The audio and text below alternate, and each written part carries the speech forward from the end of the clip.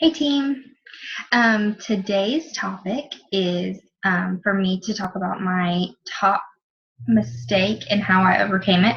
So I actually have two top mistakes that I wanted to talk about because they both kind of took me a little bit of time to learn how to overcome, the things that I was doing.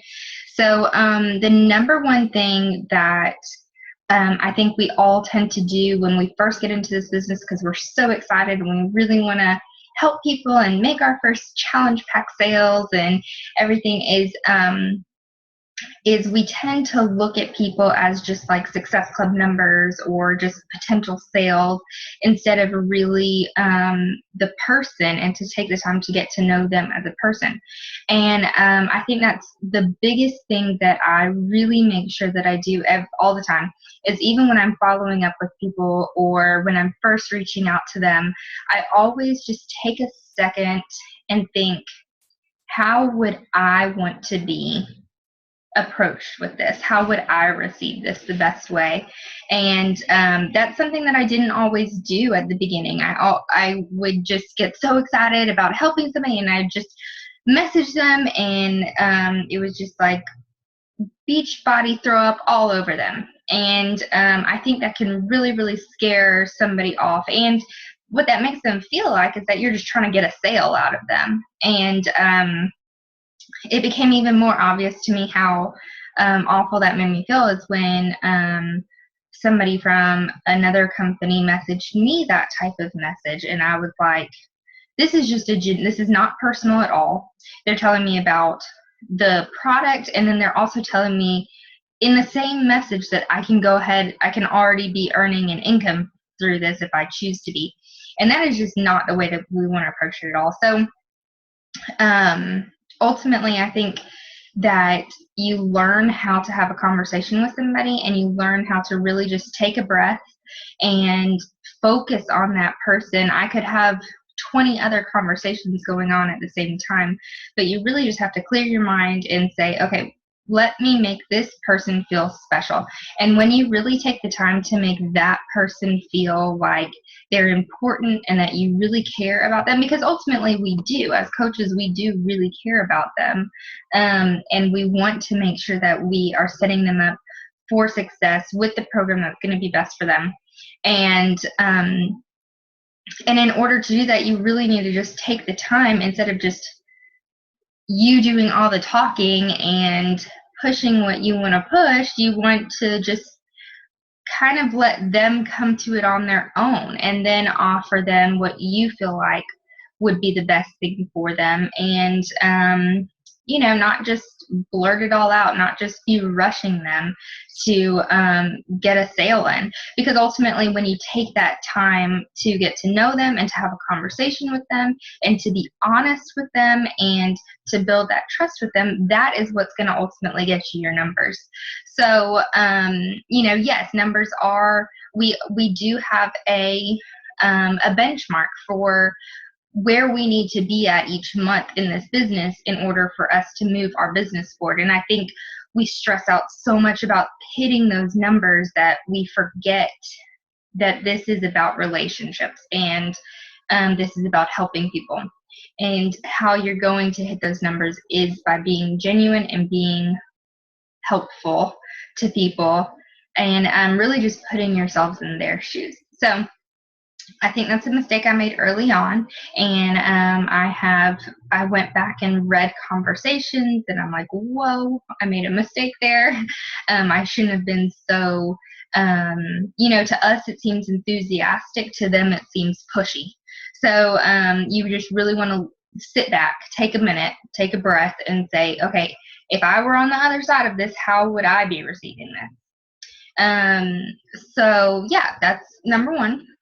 Number two mistake that I made, and I know I'm going to get a lot of eye rolling for this, but I overthought my posts way too much, and I used so much energy stressing over how many likes do I have, how many comments do I have. I would even erase posts if I didn't get a certain number of likes at the beginning, because I would let my fear of what other people were thinking of me get to me so much that I would think, oh, this is stupid, I have to take it down.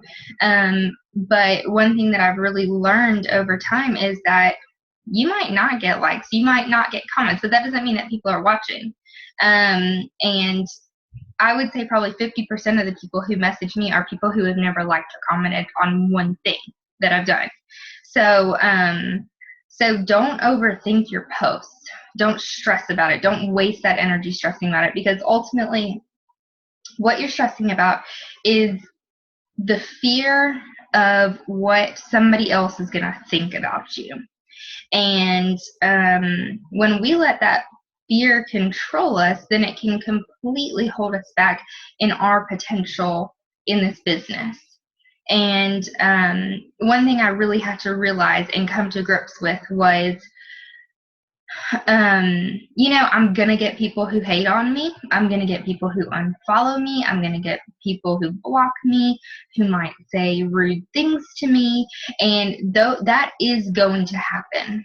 And creating a thick skin for yourself is not something that we do naturally. We want to protect ourselves, and we don't want people to think bad about us. But one thing I really had to learn, and it's easier said than done, but my focus is always that I am not doing this for that person who is going to hate on me, or for that person who unfollows me or who blocks me. I'm not doing this for them.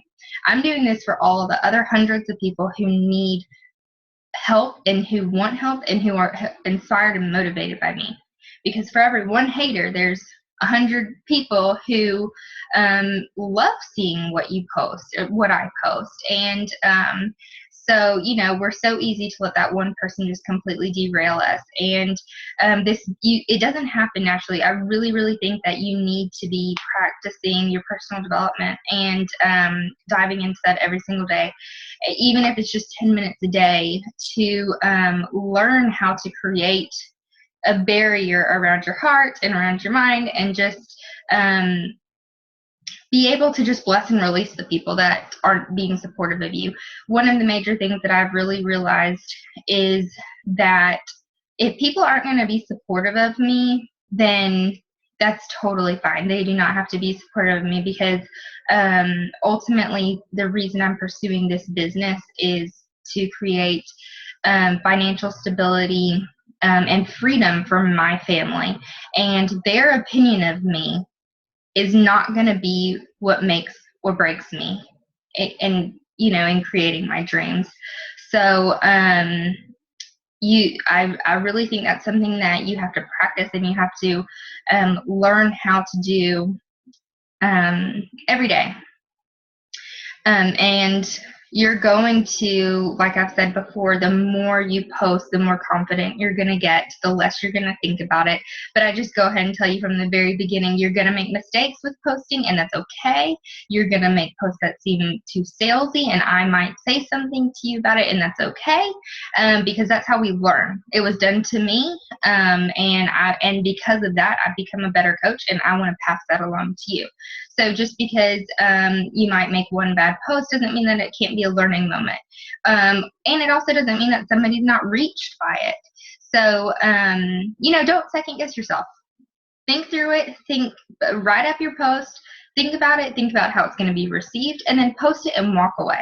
And so I think that's just, the second point I want to make is just, don't overthink it. Just do it. So that's Catherine's line, just do it. So number one, treat people like they're humans and like you really care about them, not that they're just Success Club numbers.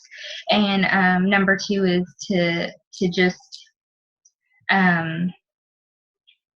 post without fear, or even if you are fearful, just keep practicing until you can overcome that. So that's it. I hope that helps, and I will be seeing you guys tomorrow.